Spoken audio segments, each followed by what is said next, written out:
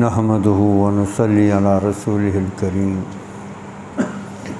اللهم صل على محمد وعلى آل محمد كما صليت على إبراهيم وعلى آل إبراهيم إنك حميد مجيد اللهم بارك على محمد وعلى آل محمد كما باركت على إبراهيم وعلى آل إبراهيم إنك حميد مجيد.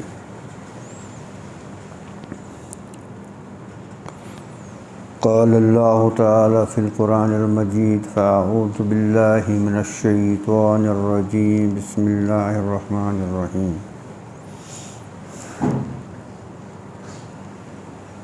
يا أيها الذين آمنوا اتقوا الله ولتنظر نفس ما قدمت لغد واتقوا الله إن الله خبير بما تعملون ولا تكونوا كالذين نسوا الله فأنساهم أنفسهم أولئك هم الفاسقون. صدق الله العظيم وصدق رسوله النبي الكريم ونحن على ذلك من الشاهدين والشاكرين. وقال النبي صلى الله عليه وسلم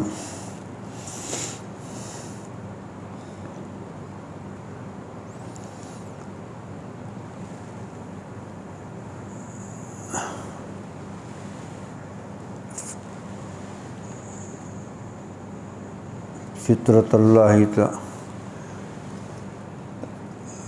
اللہ فطر الناس علیہا.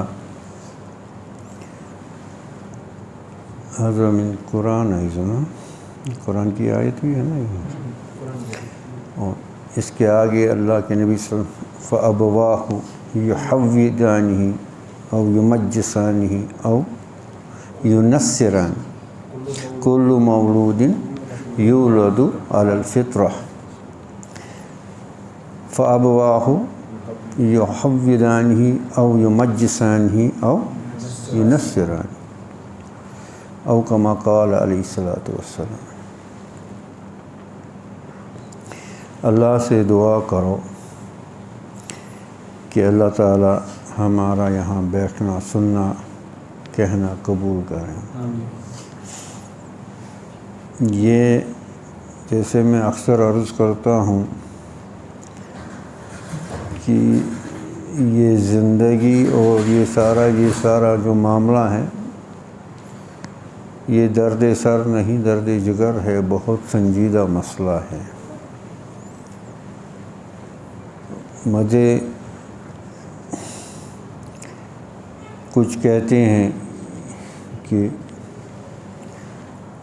آپ کی باتیں ہمیں سمجھ نہیں آتی، اس لیے اس کے سبسکرائبر بھی کم ہوتے ہیں. تو مسئلہ بنیادی طور پر یہ ہے ہم سمجھنا نہیں چاہتے. سمجھنا وہ چاہے گا جو عمل کرنا چاہے گا. ایک مولوی صاحب ایک بار آئے برما کے، بہت سال پہلے 20-25 سال پہلے. تو میں نے اس کو کہا کہ ہمارے ہاں کشمیر میں لوگوں کو زیادہ مسائل معلوم نہیں ہیں. کہا یہ مسائل کیوں معلوم کریں، ان کو عمل کرنے کا ہی شوق ہے. مسائل وہ معلوم کرے جو عمل کرنا چاہے گا. جب عمل کرنے کا شوق ہی نہیں ہے تو مسائل کیوں معلوم کریں. یہی مسئلہ یہاں بھی ہے. یہ آیت میں نے پہلے بھی کچھ دن پہلے اس کی تلاوت کی تھی، سورہ حشر کی آیت، اور اس پر مزید تھوڑا سا. لیکن یہ بہت سنجیدہ سوچنے کا مسئلہ ہے، بہت سنجیدہ سوچنے کا مسئلہ ہے. اب یہ حدیث شریف کل مولود یولد علی الفطرہ، ہر انسان جو ہے وہ اصلی فطرت پر پیدا ہوتا ہے، اور وہ دین اسلام، وہ دین اسلام اس پر پیدا ہوتا ہے. اب اس پر جب یہ انسان کی روح، جو پہلے بھی عرض کیا، جب یہ انسان کی روح اس جسم میں آتی ہے تو جسم میں اس کا تعلق نفس کے ساتھ ہوتا ہے۔ اس میں جو نفس ہے اور نفس کی اپنی خاصیتیں ہیں، یہ بھی اللہ نے بنائی۔ اور اس میں ایک مسئلہ جو آپ بچوں کو بہت اہم سمجھنا ہے، وہ ہے کہ صحبت کا بہت اثر ہوتا ہے۔ صحبت کا بہت اثر ہوتا ہے۔ اب روح کہاں سے آئی؟ اور اپنی اصلی اور نفس کے صحبت میں اب اس کے اوپر یہ اپنا اصل ہی بھول گیا۔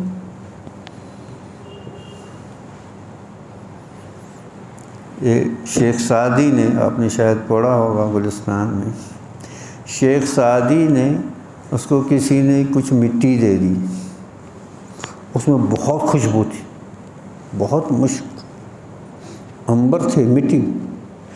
اس نے کہا مٹی سے کہ یہ کیا، تو مٹی ہے، اتنی خوشبودار کیسے ہے؟ تو اس مٹی نے کیا کہا، مدت با گل نشستم، بہت دیر تک میں ایک گلاب کے نیچے تھی،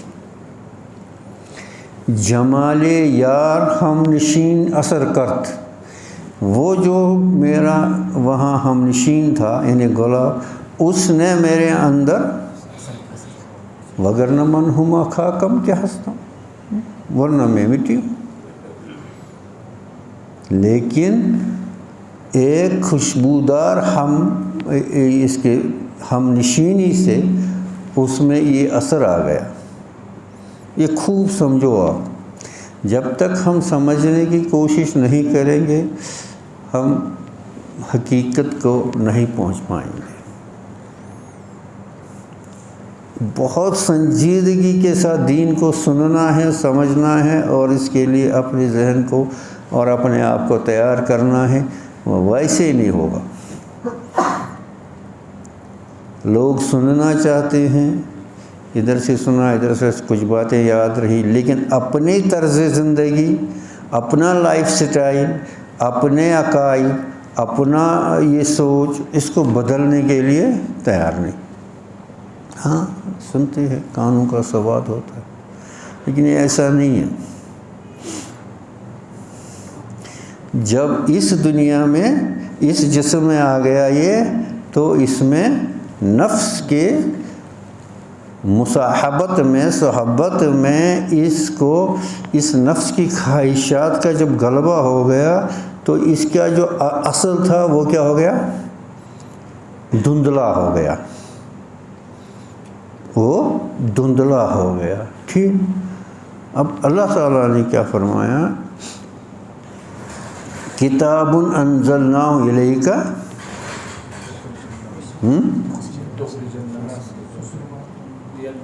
لیدبروا آیات۔ اللہ تعالیٰ نے انسان کو ایسے ہی نہیں چھوڑا۔ اللہ تعالیٰ نے نفس کو بھی بنایا، اللہ تعالیٰ نے روح کو بھی بنایا، قلب کو بھی بنایا، اور وہ علیم بذات، اس کو ہر چیز کی معلوم پتہ ہے، اور کہ یہ اس انسان کو امتحان کے لیے میں نے بھیجا، لیکن اس کے لیے اس کا سامان بھی کہ یہ اس طرح کیسے نکلے، تو قرآن بھیجا، قرآن کریم کو، لیدبروا آیاتہ، تاکہ اس کی آیات پر یہ غور کرے۔ جب تک آپ نوح علیہ السلام کی جو قوم تھی، نوح علیہ السلام کی، قرآن کریم نے یہ واقعات ایسے ہی نہیں بیان کیے۔ نوح علیہ السلام کی جو قوم تھی، اور وہاں ہر طرف سے خرابی، شرک، کفر، بدعت، کیا کیا نہیں تھا، ہر طرف سے۔ لیکن جو سفینہ نوح میں سوار ہوا، جو سفینہ نوح میں، وہی بچ گیا۔ جی بچ گیا نہیں بچ گیا؟ اسی طرح سے اس زمانے میں اس سے زیادہ خرافات ہیں اور کیا کیا نہیں ہیں ہر طرف سے۔ اب ہم کہاں سے سفینہ نوح لائیں؟ آپ کے پاس اس سے بہتر سفینہ ہے اور وہ ہے سفینہ قرآن۔ وہ ہے سفینہ جو اس سفینے میں سوار ہوا اور اپنا سفر اس کے اندر، باہر سے طوفان ہے، باہر سے یہ بے دینی اور لا دینیت اور پتہ نہیں کن کن کی لہریں ہیں، کیا کیا طوفان ہیں، لیکن یہ ایک حصن حسین میں، یہ ایک محفوظ قلعے میں، اور یہ ان باغیچوں میں اور ان سمندر کی ان لہروں میں سیر کرتا ہوا چلا جاتا ہے۔ کن باغیچوں میں؟ قرآن کے باغیچوں، قرآن کے سمندروں میں یہ سیر کرتا ہوا چلا جاتا ہے، اور جو بھی اس کے آگے کیا کہا اس نے، جب چٹان سامنے آئے تو تند و خو ہو جا، جب چمن سامنے آ جائے تو نغمہ خواں بن جا۔ تو یہ قرآن ہی اس کو گائیڈ کر رہا ہے کہ کس موڑ پر، کس مرحلے پر آپ کو کیا کرنا، کس موڑ پر، کس مرحلے پر، اور آپ یہ سفر اپنا، اور یہ جو آپ کے اندر یہ دھندلاہٹ آ گئی، آپ اپنی منزل، آپ کی منزل آپ کے آنکھوں سے اوجھل ہو گئی، آپ کی منزل اوجھل ہو گئی۔ اب وہ منزل جب تک آپ کیا کریں گے، جب تک آپ یعنی منزل اور اپنا قبلہ، قبلۃ قلوب، اللہ اور آخرت کو نہیں بنائیں گے اور اسی ڈائریکشن میں اب ہمیں پتہ ہمیں کہاں جانا ہے، تو راستہ ساتھ ساتھ بتا رہا ہے، قرآن کریم راستہ ساتھ ساتھ بتا رہا ہے، اور آپ کے گمراہ ہونے کے اور راہ بھولنے کے اور بھٹکنے کے چانسز بہت کم ہیں۔ سمجھ گئے نہیں سمجھ گئے؟ لیکن یہاں اللہ تعالیٰ نے ایک عجیب نکتہ بتا دیا، وہ ہم سب کے لیے لمحہ فکریہ ہے کہ لوگ دین پر چلتے نہیں، دین سمجھتے نہیں، اللہ کی شریعت کو بھول گئے ہیں، قرآن سے کوئی رغبت نہیں، حدیث سے کوئی رغبت نہیں، دعویٰ ہے لقد کان لکم فی رسول اللہ اسوۃ حسنہ، یہ ایک دعویٰ ہے زبان پر، عملی اس پر کوئی یعنی اس کی مطابقت نہیں۔ ٹھیک ہے، یہ کون کرتا ہے؟ یہ لوگ یہ کرتے ہیں، لیکن قرآن کریم کیا کب فرماتا ہے؟ وَلَا تَكُونُوا كَالَّذِينَ نَسُوا اللَّهَ، مت ہو جاؤ ان لوگوں کی طرح، ان کی طرح مت بن جاؤ جنہوں نے اللہ کو بلایا، جنہوں نے اللہ کو نہیں نہیں نہیں، فَأَنْسَاهُمْ أَنفُسَهُمْ، ہم نے یعنی اللہ نے، یہ تھوڑا نقطہ سمجھنے کا، ہم نے یعنی اللہ نے ان کو، اب یہاں نہیں فرمایا کہ ان کو اللہ نے ان کو اللہ کو بلایا، اللہ نے ان کو اپنے نفسوں کو بلا دیا۔ یہ اللہ کو بلا دینا ایسا ہے اپنے نفس کو بلا دینا، سمجھے نہیں سمجھے؟ یہ تو ہوتا انہوں نے اللہ کو بلا دیا، اللہ نے ان کو بلا دیا، ایسا نہیں کہا۔ اللہ نے ان کے اپنے نفسوں کو ان سے بلا دیا، یعنی ان کی دماغ میں، ان کے سمجھ میں یہ بالکل نہیں آتا ہے کہ وہ اپنے نفس پر ظلم کرتے، وہ اپنے آپ کو جہنم کی طرف لے جاتے، وہ اپنے آپ کو حقیقت سے دور رکھتے، وہ اپنے آپ کو اس بحر بے قرار سے اور اس نفع عظیم سے ان کو یہ سمجھ ہی نہیں آتی ان کو۔ اور یاد رکھو اس سے بڑی سزا اور اس سے بڑا قہر کوئی نہیں ہے۔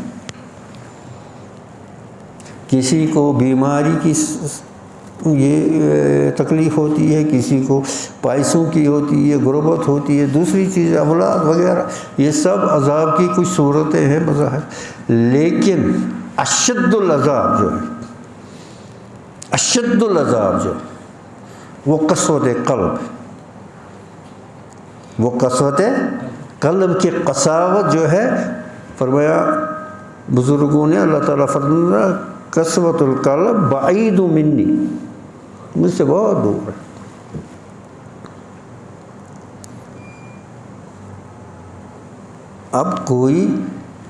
اب اس کے سامنے قرآن پڑھتے ہیں، اس کے سامنے قرآن پڑھتے ہیں، وہ دھیان نہیں دیتا،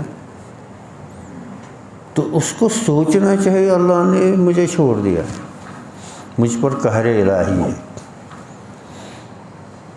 اس کو دین کی بات بتاتے ہیں، چھوڑا دین چاہتے، پرانی باتیں کرتا، اور اس کو کرتے یہ غلط راستے جس پر آپ جا رہے ہو،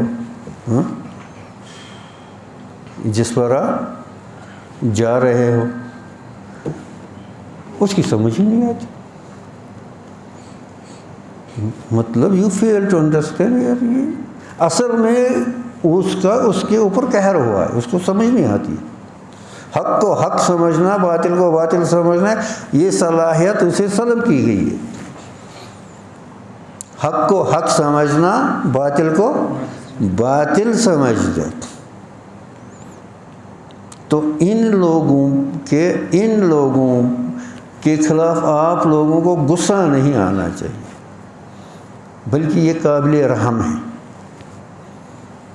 ان پر دنیا ہی میں اتنا عذاب کی، ان کو موٹی سی بات ہے، 2+2 4 ہوتا ہے نا، اس طرح کی باتیں نہیں سمجھ میں آتی ان کو۔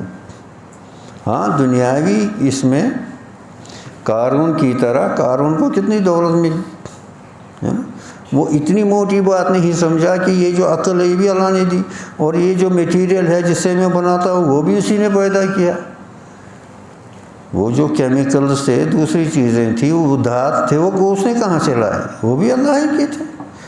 اب یہ تو موٹی سی چیز تھی، یہ اس کی عقل میں نہیں آیا، وہ سمجھا کہ میں بڑا افلاطون ہوں، اور اس نے اللہ ہی کا انکار کر دیا، اس نے ہاں۔ اور بہت، اب کہاں سے شروع کریں اور کیا کریں، اللہ تعالیٰ میرے حال پر رحم کرے، انسان پریشان ہوتا ہے، اور کوئی بات پوری، عارف کہتا ہے یہ بات بھی ادھوری رہی۔ ایک اس سے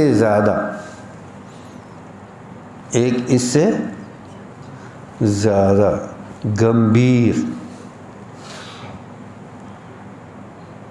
مشکل حقیقت کی طرف میں آپ کی توجہ،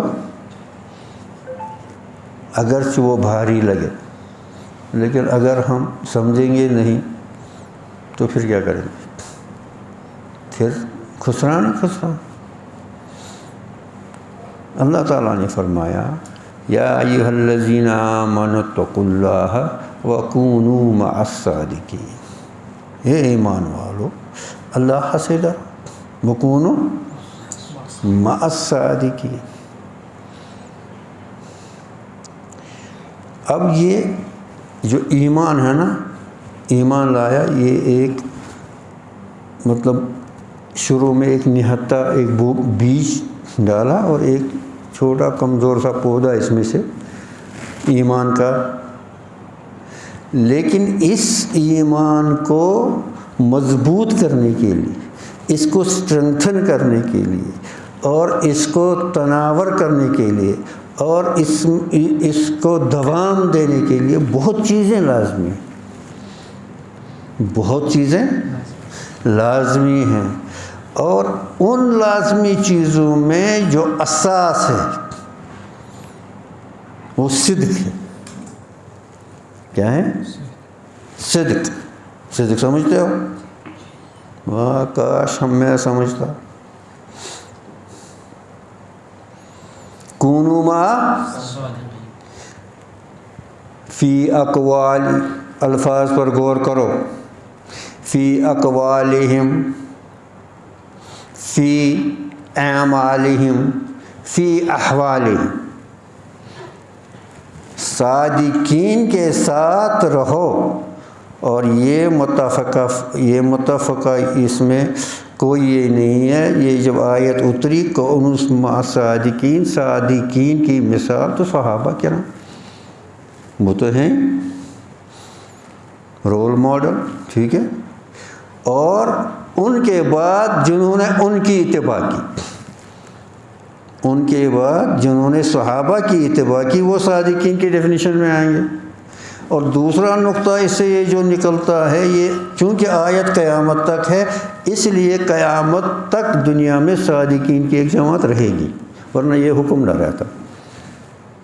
قیامت تک یہ جماعت رہے گی۔ ہاں، کون سی جماعت؟ صادقین کی، ورنہ یہ آیت کا اطلاق آج تو ہوتا ہی نہیں، کہ وہ صحابہ تھے، ہم کہاں جائیں۔ تو صادقین اگرچہ کام ہوں گے لیکن ہر زمانے میں ہوں گے، اور یہ امر کا صیغہ ہے کونوا مع الصادقین، اور صادقین کے ساتھ رہنے کا مطلب فی اقوالہم، فی اعمالہم، وفی احوالہم۔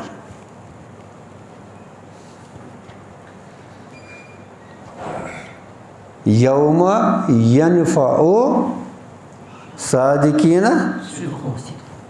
صدق، وہاں نجات ہوگی صدق سے، وہاں نجات ہوگی۔ یوم ینفع صادقین صدقہم، من انجاہ اللہ نجا بصدق، جس نے بھی نجات پائی، جس کو بھی اللہ نے نجات دی، کس سے دی؟ صدق سے۔ اور ہم نے کیا سمجھا کہ ہم زبان سے جھوٹ نہیں بولتے، تو اسی کو صدق کو اس پر محدود کر دیا، اس چھوٹے اس پر، کہ ہم کوشش کرتے ہیں، جو بھی کرتا ہے آج کل وہ بھی نہیں کرتے، ہاں جو بھی اب کرتا ہے، دین کا خوف ہے تو کہ میں جھوٹ نہیں بولوں گا، ٹھیک ہے، لیکن یہ اس کا 1% بھی نہیں ہے، یہ اس کا 1% بھی نہیں ہے۔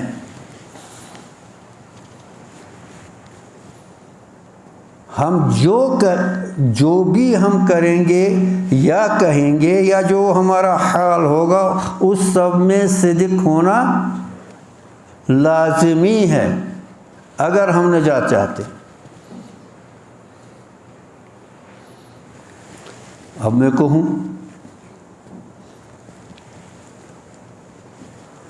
اللہ تعالی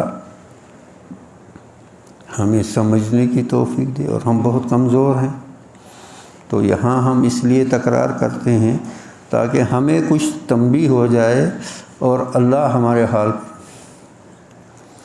جب ہم لا الہ الا اللہ کہتے ہیں اس میں کتنا صدق ہے. ہمارے کہنے میں ہمارے دوسرے اقوال، ہمارے دوسرے اعمال اور ہمارے احوال، جب ان تینوں میں، جب ان کس میں، اقوال میں، اعمال میں، احوال میں مطابقت ہوگی، کہا جائے گا کہ اس میں صدق ہے. سمجھے نہیں سمجھے؟ جب اقوال میں، اعمال میں، احوال میں، احوال میں باطنی چیزیں بھی، نیت اور وہ ساری قلبی وہ سب چیزیں آ جاتی ہیں، ان سب میں جب مطابقت ہوگی تو کہا جائے گا صدق ہے. ہم تو لفظ روز سنتے ہیں، ہاں جی میں نے جھوٹ تو میں بولتا نہیں ہوں، لیکن ہم نے غور کیا ہی نہیں، ہم نے غور کیا ہی نہیں، ہم نے دین سمجھا ہی نہیں، نہ کوشش کی دین سمجھنے کی. جب ہم اس کو، جیسے انگریزی کا محاورہ میں کبھی کبھی دہراتا ہوں، what I say I mean it، جو میں کہتا ہوں وہی ہے اور میرا مطلب بھی وہی ہے. تو جب میں لا الہ الا اللہ کہتا ہوں، کیا میری ہر حالت، میری گھریلو حالت، میری معاشی حالت، میرے شب و روز، میرے عقائد، میرے ہر چیز اس کی گواہی دیتے ہیں؟ کیا اس کے ساتھ مطابقت رکھتے ہیں لا الہ الا اللہ کے ساتھ؟ یہ اتنا آسان ہے. آپ نے بھی سنا ہوگا، آپ لوگ تو بارہا یہاں کہا ہوگا، آپ نے بھی تھوڑا ہی کہا ہوگا کہ قیامت میں ایک شخص آئے گا گناہوں کے انبار لے کر، اور دوسرے میں چھوٹا سا پرچہ ڈالا جائے گا لا الہ الا اللہ، اور یہ پلڑا اتنا نیچے ہو جائے گا وہ گناہوں کا انبار پتہ نہیں کہاں اڑ جائے گا. تو یہ اس لا الہ الا اللہ میں یہ وزن کہاں سے آئے گا؟ کہاں سے آئے گا؟ وزن کس سے آتا ہے؟ اعمال میں، اخلاص سے. وزن کس سے آتا ہے؟ تو ہم لا الہ الا اللہ کہنے میں ہمارے اندر اخلاص کتنا ہے، اتنا وزن اس میں ہو، اتنا وزن اس میں ہوگا. یہ ایسے ہی نہیں ہے لا الہ الا اللہ. ہر پیغمبر کا کلمہ لا الہ الا اللہ، ہر پیغمبر جو بھی آیا. آگے عیسیٰ کیا کہتے ہیں، روح اللہ، موسیٰ کلیم اللہ، ابراہیم خلیل اللہ، لیکن لا الہ الا اللہ یہ ہر پیغمبر کا. اور یہ لا الہ الا اللہ، اور یہ لا، یہ جو پہلا لفظ ہے لا، کیا ہم اس میں صادق ہیں؟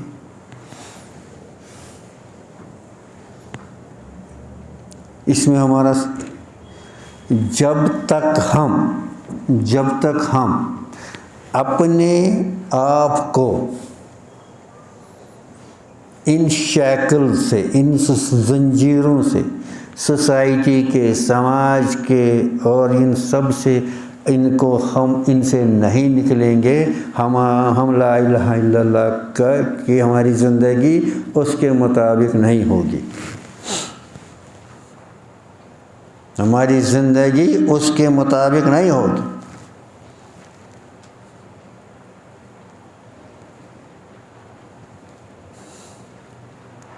اسی لیے کہتے ہیں کلمہ اول بھی ہے، کلمہ آخر بھی ہے، کلمہ اول بھی ہے، ابتدا بھی اسی میں ہے، انتہا بھی اسی میں ہے۔ ابتدا بھی اسی میں ہے اور انتہا بھی اسی میں ہے، اور یہ سارا سفر کس سفینے میں ہوگا؟ یہ سارا سفر کس سفینے میں ہوگا؟ اللہ اکبر۔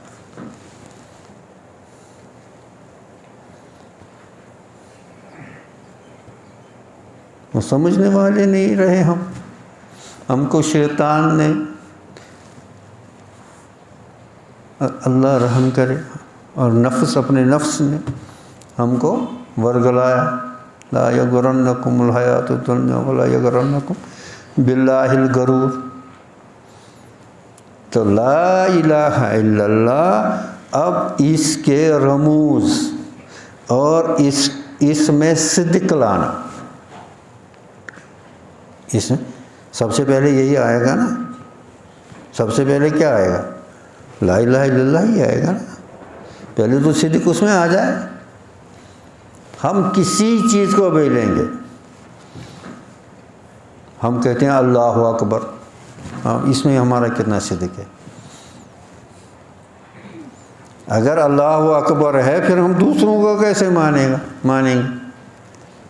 مطلب سوسائٹی کے اور نفس کے اور دوسری چیزوں کی اطاعت کیسے کریں گے؟ اللہ کا حکم کو ادھر چھوڑیں گے، ادھر اور ان چیزوں کی اطاعت کریں گے، کیسے ہو جائے گا؟ اگر اللہ اکبر، اللہ سب سے بڑا ہے تو اس کا حکم سب سے بڑا ہے، تو اس حکم کے آگے ہم دوسرے حکموں کو جب ترجیح دیں گے، ہم صادق ہوئے کاذب ہوئے؟ ہم صادق ہوئے، بولو، یہ رونے کا مقام، یہ رونے کا مقام، یہ کچھ ساتھ نہیں آئے گا۔ یہ جو جس چیز پر بھی اس کے بغیر جس پر بھی محنت ہوگی وہ کچھ ساتھ نہیں آئے گا۔ ہاں لا الہ الا اللہ ساتھ آئے گا۔ اسی پر نجات کا ذریعہ، من قال لا الہ الا اللہ دخل الجنہ، نجات کا ذریعہ بھی یعنی دار و مدار بھی اسی پر ہے نا، من قال لا الہ الا اللہ دخل الجنہ۔ جی اسی پر تو ہے،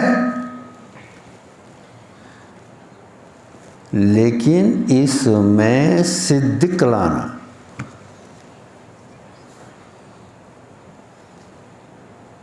کیا ہم اس میں سچے ہیں؟ ایک بزرگ تھے، وہ فرمایا کرتے تھے کہ میں چاہتا ہوں میں ایاک نعبد و ایاک نستعین نہ پڑھوں،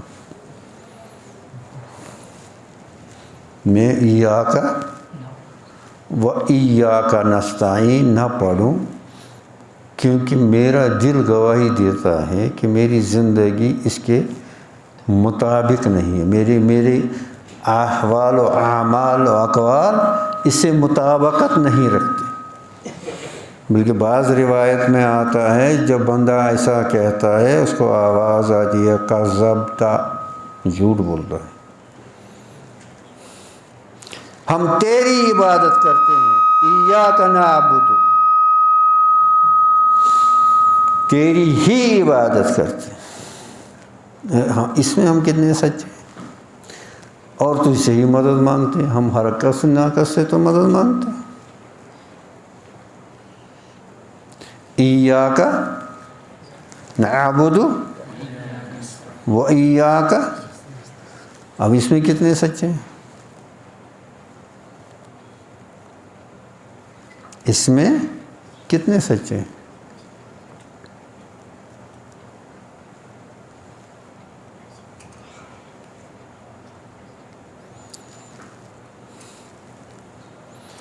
ہے یہ باہری سننے کے لیے، کہنے کے لیے بھی، یہ تو میں اپنے آپ کو کہتا ہوں، اب نہیں کہتا ہوں مجھے یہ حاصل ہے، میں جو کہتا ہوں کہ میرے نفس کو بھی تنبیہ ہو جائے، پہلے مجھے ہی تنبیہ ہو جائے حضرت حکیم الامت رحمۃ اللہ علیہ کا یہی مطلب تھا، مشہور تھا کہ جو وہ فرماتے تھے جس چیز میں اپنے آپ میں کمی دیکھتا ہوں اسی پر باز کہتا ہوں، تاکہ نفس کو میں ملامت کروں اور دوسروں کو کہتا ہے خود کیوں نہیں کرتا، اور اس سے نفس یہ تو سرکش گھوڑا ہے، تو مانتا نہیں ہے، یہ تو مانتا نہیں ہے۔ اب اس میں ہم کتنا آگے چلیں گے؟ مجھے نہیں لگتا اس میں آگے چلیں گے۔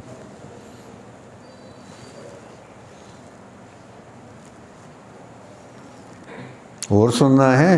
مجھے نہیں لگتا، اتنا مجھے لگتا ہے یہ بہت بہت بھاری ہے، بہت نہیں محسوس کیا اس کا وزن، اس کا بھار محسوس نہیں کیا؟ اگر نہیں کیا تو اللہ بچائے، پھر تو بہت کساوت ہے۔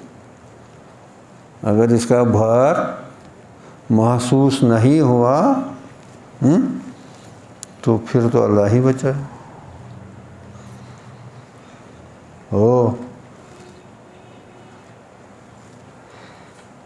اللہ سے دعا مانگو، اللہ سے ڈرتے رہو، اور اللہ سے مانگو کہ ہمیں، اسی لیے یہ دعا جو ہے اللہم انا نسألک ایمانا کاملا و یقینا صادقا، اللہم انا ایمانا و یقینا۔ اب دیکھو ایمان کامل پر اس کا عطف کر کے یہ اس کا اضافہ کیا گیا، ایمان کامل پر اس کا عطف کر کے اس کا اضافہ کیا گیا۔ یہ کیا خالی ازمانے ہیں؟ اللہم انا نسألک ایمانا کاملا، معلوم ہوا ایمان ناقص بھی ہوتا ہے، پھر یہ لفظ کامل لگایا گیا اس کے ساتھ، ایمانا کاملا و یقینا صادقا، یقین صادق کے ساتھ اس دین پر ایمان لا، یقین صادق کے ساتھ، بغیر کسی تذبذب کے، بس غیر کسی شبہ کے، بغیر کسی شک و شبہ کے، ہاں ٹھیک ہے؟ اللہ کرے ہمیں نصیب ہو۔ تو میں یہیں اکتفا کروں گا، یہ میرے اوپر بھی بھاری ہو گیا، اس لیے اللہ تعالی ہمیں عمل کرنے کی توفیق عطا کرے، دین سمجھنے کی اللہ تعالیٰ، اور اس پر عمل کرنے، اور پھر وہ ہمت، میں نے پہلے بھی آپ کو عرض کیا، والعارفون یسارعون بہممہم الی القربات، جو عارف ہوتے ہیں وہ اپنے ہمتوں کے گھوڑوں پر دوڑتے ہیں اللہ کے قرب کی طرف۔ والعابدون یسارعون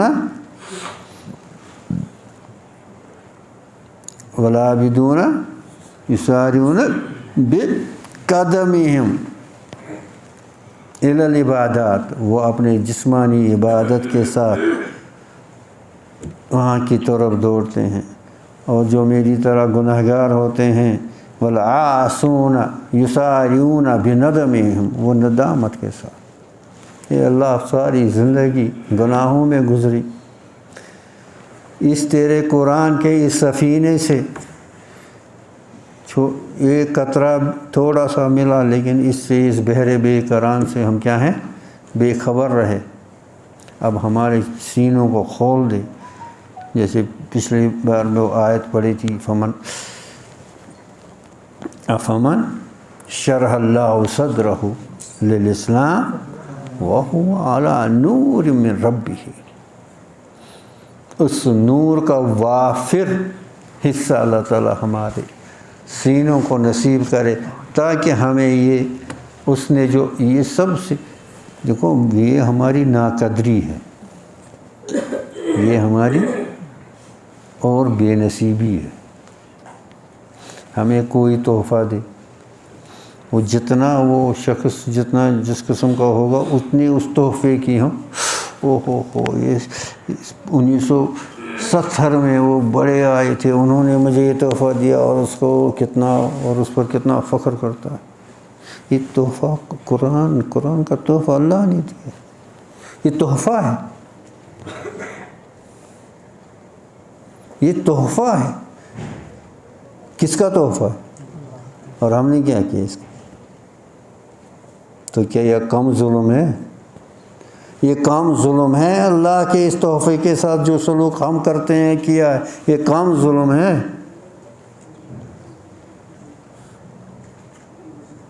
اس سے بڑھ کر کیا ہوگا؟ یہ تحفہ ہے اللہ کی طرف سے، اس کی قدر کرو۔ یہ تحفہ ہے رب کائنات کی طرف سے، اس کی قدر کرو۔